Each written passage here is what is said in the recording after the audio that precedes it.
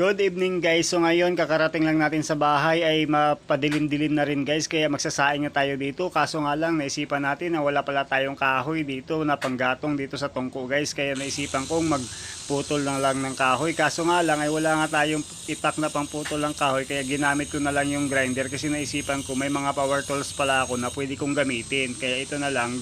Kinuha ko yung grinder para putulin na lang yung kahoy kasi malaki-laki din tong kahoy, hindi naman pwedeng karatihin lang natin to at hindi natin to kaya.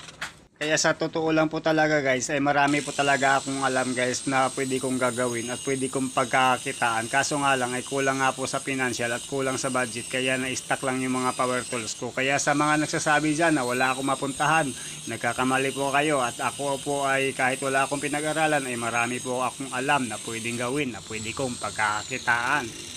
Kaya ganun pa man ay palagi pa rin ako nagdarasal sa Panginoon na sana